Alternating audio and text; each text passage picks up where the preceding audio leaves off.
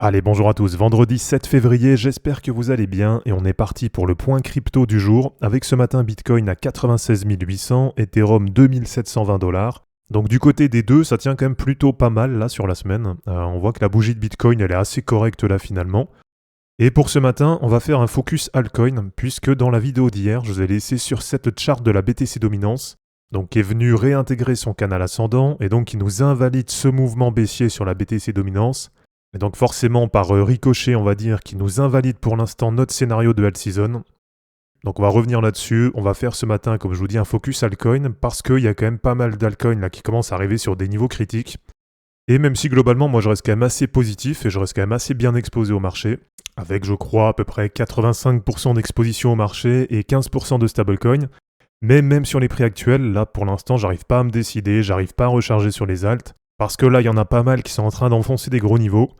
Et je pense notamment par exemple à Kaspa, que je vous ai partagé hier sur Twitter et sur Telegram, et qui pour la première fois de son histoire vient de passer sous son nuage en hebdo. Donc là officiellement Kaspa rentre en dynamique baissière sur de l'hebdo, et on voit aussi qu'il y a une sortie, une cassure par le bas du canal ascendant. Donc voilà, pour ce matin on va se faire un focus altcoin, on va regarder notamment Total 3 face à Bitcoin, la charte des Other, donc toutes les altcoins mid-cap et low-cap, et on va faire un point là-dessus, et on va essayer de voir ensemble un petit peu ce qui peut nous attendre sur les altcoins pour les prochaines semaines. Allez, comme d'habitude, avant de commencer cette vidéo, on approche bientôt les 30 000 abonnés, donc merci à tous pour le soutien, et si ce n'est pas encore fait, pensez à vous abonner. Et merci à tous ceux qui likent et commentent dès maintenant cette vidéo, puisque ça permet vraiment de soutenir la chaîne et ça aide au référencement des vidéos.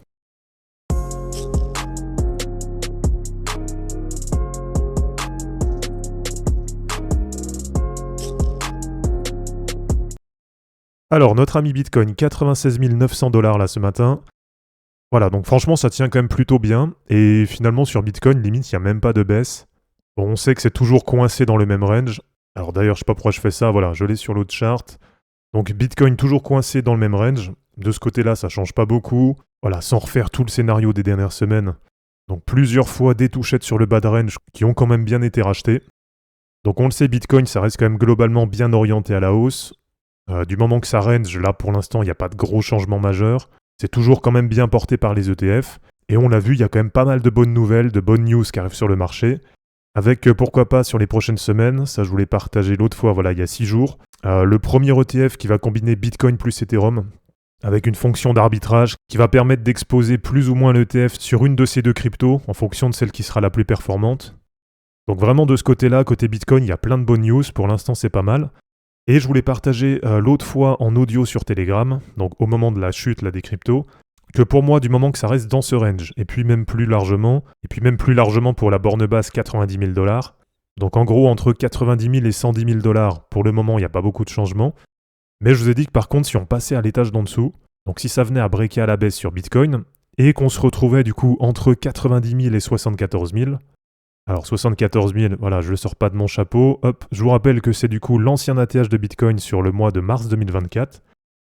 Bon, perso, c'est pas un scénario que je privilégie, c'est pas quelque chose auquel je m'attends. Mais si jamais ça venait à être le cas, comme tout le monde, je serais bien surpris, puisque moi aujourd'hui, je suis toujours quand même bien exposé à Bitcoin. Donc si je pensais vraiment que ça casserait à la baisse, là aujourd'hui, j'aurais soit vendu mes Bitcoins, soit je serais en train de shorter. J'ai juste à peu près une quinzaine de % d'USDT parce que j'ai pris quelques profits à droite à gauche. Mais globalement, voilà, je suis toujours bien exposé au marché, donc moi je suis toujours haussier sur le marché. Je pense toujours que sur les prochaines semaines, les prochains mois, ça va casser à la hausse et qu'on va aller faire la dernière vague haussière du cycle. Mais voilà, si ça devait revenir dans cette zone, donc sur l'étage d'en dessous, sur le range précédent, entre 74 000 et 90 000, si ça vient là, je pense vraiment que sur la plupart des alts, ça va recorriger encore et que ça va reperdre sûrement du moins 40 ou du moins 50%. Alors du côté d'Ethereum, là pour le moment ça va, c'est quand même assez positif, donc on l'a vu, ça a réintégré le canal ascendant. Et comme je vous l'ai montré l'autre fois, comme je vous l'ai partagé, bien souvent quand on a des corrections, voilà, on le sait, c'est pas un gros V-bottom comme ça et ça repart à la hausse. Même si attention, c'est déjà arrivé, mais c'est pas ce qui est le plus répandu. Donc généralement ce qui se passe, c'est qu'on a une grosse correction, ça rachète pas mal la correction, et puis après derrière, souvent ça latéralise en baissant un petit peu. Et puis après derrière, deux solutions, soit au bout d'un moment ça trouve un nouveau point bas, donc en gros, ça fait un espèce de pullback et ça repart à la hausse. Donc là, on sait que ce niveau, là, c'est un gros support, on sait que c'est bien validé. Ou alors, sinon, deuxième solution, le marché ou alors la crypto concernée n'est pas assez forte. il y a trop d'incertitudes, etc. Et dans ce cas-là, ça continue de corriger, et ça repasse même sous le bas de mèche précédent. Et là, par exemple, sur Ethereum, ce qui serait pas bon du tout, ce serait de repasser sous le bas de mèche. Donc en gros, c'est pour ça que je vous dis que là, on arrive quand même sur des niveaux qui sont assez critiques sur la plupart des alts. Parce que si on vient à passer sous les bas de mèche de la journée de lundi, donc par exemple, si on a Ethereum qui vient enfoncer les 2100$, là, franchement, ça va commencer à appuyer, et il y a de grandes chances du coup que ça parte beaucoup, beaucoup plus bas, et qu'on ait, comme je vous dis, pourquoi pas, une correction derrière encore de moins 40 à moins 50%. Donc voilà, j'ose espérer quand même que là, on ait trouvé un point bas sur la plupart des alts. Et comme je vous ai montré hier, on a la BTC Dominance qui vraiment nous a fait un sale coup, avec une réintégration du canal ascendant. Donc là, c'est pareil, perso, je m'y attendais pas du tout. Mais dans tous les cas, comme je vous l'ai dit l'autre fois dans le vocal, pour avoir fait un peu le tour, pour avoir regardé à droite à gauche, très franchement, il n'y a personne qui s'y attendait. Là, c'est vrai qu'on avait un vrai mouvement baissier qui s'était enclenché sur la BTC Dominance. Donc c'est pour ça que plusieurs fois, moi, à partir de novembre, je vous ai partagé tout simplement ce que je pensais. Et que je considérais vraiment que là, on partait pour la alt season. Donc avec la vague 1, la vague 2, pour venir valider la cassure baissière. Et derrière, je m'attendais vraiment à ce qu'on fasse directement la vague 3. Avec cette grosse envolée, cette grosse phase parabolique, et qui aurait permis sur une période de quelques mois d'avoir une vraie surperformance de la part des altcoins, et qui nous aurait permis d'avoir justement cette phase parabolique sur le marché. Donc ça, c'était vraiment ce que je pensais, et graphiquement, de toute façon, c'était quelque chose qui était cohérent. Et alors là, ce qui n'est pas positif, c'est qu'on a la réintégration du canal ascendant. Donc pour l'instant, Bitcoin qui redevient très fort, le mouvement baissier de alt season, on l'a vu, qui est invalidé. Et du coup, si je vous montre un peu les charts, par exemple sur Total 3, alors là, ce qui n'est pas positif, c'est qu'une nouvelle fois, on a une cassure baissière du bas de range. Donc là, maintenant, on espère tout simplement que ça ne descende pas plus bas. Puisque là, tout simplement, si on reporte la hauteur du range au moment de la cassure, donc en gros, sur les altcoins, là, vraiment, l'objectif, ça va être de ne plus jamais repasser en dessous de cette zone. Parce que là, vraiment, si on repasse là-dessous sur Total 3, derrière, c'est le bear market sur les altcoins. Là, il n'y aura pas d'autre solution. Mais bon, pour l'instant, il y a quand même encore de quoi être positif. C'est pas non plus la catastrophe, d'accord, on est toujours assez haut. Donc l'objectif tout simplement c'est de ne pas repasser sous ce bas de mèche. Voilà, et ça va être vraiment une constante qu'on va retrouver sur la plupart des cryptos. Si ça commence à enfoncer les plus bas de lundi, vraiment c'est que ça commence à appuyer sur certaines altcoins. Et si je vous montre par exemple sur les Others, donc là sur toutes les altcoins mid cap et low cap, donc là ça nous prend du coup le market cap total des altcoins hors du top 10. Alors je crois que c'est simplement par contre le top 125 ou top 150. D'accord, ça descend pas non plus sur les alts qui valent 1 million de market cap. Mais voilà, en gros ici c'est à peu près pareil. Donc avec un point haut qui avait été trouvé début décembre, ensuite derrière quand même une belle correction. Et si on regarde ce que ça donne sur Others face à Bitcoin, on voit qu'on arrive sur un point bas là sur le cycle. Donc vraiment c'est pour ça j'insiste là-dessus. Là pour moi, on arrive vraiment sur des niveaux critiques sur les altcoins. Les altcoins n'ont jamais été aussi bas sur le cycle par rapport à Bitcoin. Donc la tendance quand même au bout d'un moment, c'est de se dire qu'il y aura forcément un rebond, que ça peut quand même difficilement descendre plus bas. Et si je vous mets Total 3 face à Bitcoin, donc toutes les altcoins sans Bitcoin, sans Ethereum versus Bitcoin, là c'est pareil, on est aussi sur un point bas sur le cycle, et on voit que sur la semaine en cours, donc avec la mèche basse de lundi, on est venu retester le bas du canal.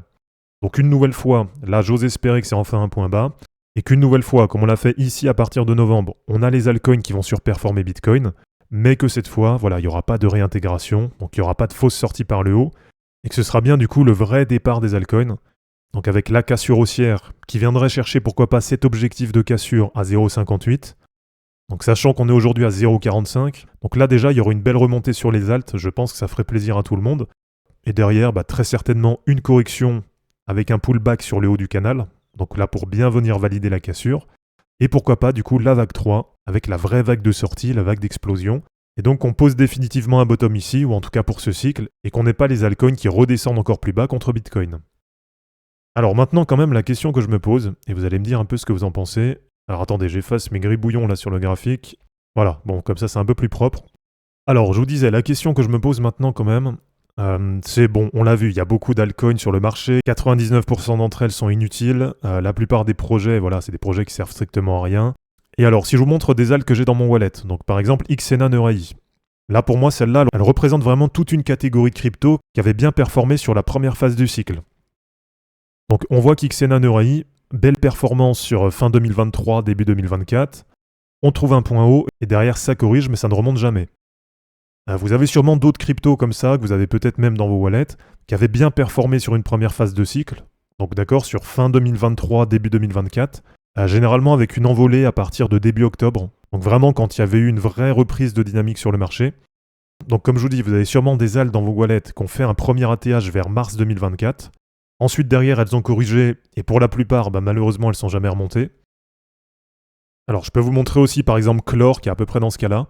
Un ATH qui avait été trouvé en mars 2024, et on voit que depuis elle fait que de s'enfoncer, et là on est revenu sur un point bas, avec quasiment un divisé par 10 par rapport à l'ATH. Donc voilà, pour moi il y a vraiment toute une catégorie de crypto qui avait performé comme ça sur la première phase du cycle, et qui derrière ont fait que de descendre. Et alors la question que je me pose c'est est-ce que maintenant les cryptos qui ont bien performé là sur la deuxième phase du cycle, alors je peux vous montrer par exemple BitTensor TAO, donc là c'est une crypto on va dire un peu hybride, parce qu'elle avait réussi à performer sur la première phase. Ensuite, elle a corrigé, elle est remontée et elle nous a fait un double top là sur la TH. Et là maintenant, elle commence déjà quand même à bien corriger. Ouais, là on est même à moins 57% par rapport à la TH. Vous avez par exemple Injective. Alors là, je crois qu'INJ, c'est la première catégorie de crypto. Ouais, voilà. Donc ATH sur mars 2024. Ensuite, derrière, ça corrige. Bon, ça remonte jamais vraiment. Et ça fait que de descendre, ça fait que d'aller plus bas. Alors, je vous montre aussi par exemple Chainlink. Donc là, du coup, ça doit être la deuxième catégorie de crypto. Alors même si c'est pas un vrai ATH, mais du coup on a un point haut sur Chainlink fin 2024.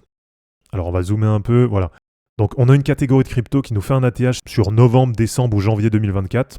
Et là pour l'instant elles sont en train de corriger. Donc en fait là maintenant la question que je me pose, c'est j'ose espérer que ça va pas finir comme ça. D'accord, donc que les cryptos là qui commencent à bien partir, finalement elles vont pas complètement s'écrouler et aller nous faire un divisé par 10.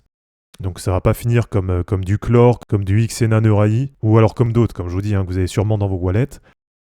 Et du coup, la dernière question que je me pose, ouais, je m'en pose pas mal là ce matin, c'est par exemple par rapport à des cryptos comme Sui. Donc là, crypto voilà, qui a fait son ATH sur fin décembre, à peu près comme Chainlink, donc qui commence maintenant quand même à bien corriger. Là, on doit être pas loin d'un moins 40% par rapport à l'ATH. Alors je vous mesure ça, ouais, voilà, moins 41%. Et pour le bas de mèche, pour le point bas, moins 55%. Donc là, bien sûr, sur Sui Network, si ça vient enfoncer ce niveau, si on passe sous le bas de mèche, vraiment, ça va commencer à puer et je pense que ça va vraiment pas mal recorriger derrière. On a des cryptos comme BGB, c'est pareil, crypto qui tient super bien. Et franchement, avec Sui, c'est deux super performances. Vraiment, je suis super content de les avoir en wallet. Parce que là, dans les périodes actuelles, elles font vraiment du bien. Mais en gros, voilà, je pense que vous avez compris où je voulais en venir. Et si je vous montre du coup, par exemple, sur Kaspa, Kaspa, là, elle est en train d'enfoncer des niveaux qu'elle avait jamais enfoncés auparavant. Voilà, on est passé sous le nuage en hebdo, donc on est officiellement en dynamique baissière sur Kaspa. Là, c'est la première fois que ça arrive. Donc tous ceux qui vont dire « Ouais, mais je le savais, je l'avais dit que ça allait baisser. » D'accord, mais en fait, avant, si vous pensiez que ça allait baisser, c'était juste de la croyance. Mais en tout cas, graphiquement, il n'y avait pas du tout de baisse. Il n'y avait pas de raison de penser que ça allait craquer. Tant qu'on restait dans un range, on n'avait pas plus de certitude de savoir si ça allait sortir par le haut ou par le bas. Mais avec la temporalité, avec l'historique du marché, etc., on avait quand même plus de chances de penser que Kaspa, ça allait sortir par le haut que sortir par le bas. Donc là, pour l'instant, c'est pas encore la catastrophe. Voilà, on n'a pas Kaspa qui est en divisé par 10 de son ATH, mais c'est quand même vrai qu'il a eu une vraie fin de dynamique. Et donc voilà, la question que je me pose, c'est à savoir, est-ce que toutes ces cryptos, elles vont réussir derrière à remonter? Parce que moi, je suis toujours persuadé que le marché va remonter, que Bitcoin ira plus haut, et que sur les total market cap, on ira chercher des objectifs plus hauts. Mais du coup, la question, c'est vraiment, est-ce que si on a par exemple Total 3, alors attendez, je vous montre, voilà. Donc si on a le market cap des altcoins qui va bien plus haut, et qui va chercher les objectifs que j'ai, par exemple le premier à 2300 milliards de dollars, eh bien, est-ce que ça va se faire avec un pump uniquement des nouvelles cryptos qui viennent de sortir ou qui vont sortir dans les prochains mois? Et du coup, est-ce que toutes ces cryptos du style TAO, etc., ça va pas complètement s'écrouler et ça va finir comme du XNA Neurai, du Clore ou d'autres cryptos que vous avez peut-être dans vos wallets? Ou est-ce que tout simplement, on va revenir sur un cycle plus normal et que par exemple, si on a tout le marché qui part à la hausse, voilà, la hausse, elle va se faire avec les nouvelles cryptos, avec aussi une partie des anciennes cryptos qui sont des projets solides. Parce que là-dessus, par contre, voilà, je pense vraiment qu'il y a des cryptos qui ne servaient à rien, qui étaient des projets inutiles, et je pense vraiment qu'il y en a qui ne remonteront jamais. Donc c'est pour ça que je vous ai déjà dit que pour moi, ce cycle, il est vraiment hyper sélectif, et je pense que c'est important régulièrement de faire des réallocations de wallet. Alors là, je vais pas citer de nom, j'ai pas forcément de nom de crypto en tête, mais voilà, il y en a sûrement qui ne remonteront jamais et qui vont faire que d'aller chercher plus bas au fil du temps. Mais voilà, vous avez bien compris où je voulais en venir. Donc là, c'est vraiment la réflexion que j'ai en ce moment. Est-ce que derrière, là, si on part bien plus haut, c'est déjà en soi une interrogation, mais est-ce que si on part plus haut sur les market cap, est-ce que ça va se faire uniquement avec les nouvelles cryptos qui vont nous faire du coup des cycles comme on a eu sur TAO, sur Sui, sur Kaspa, etc.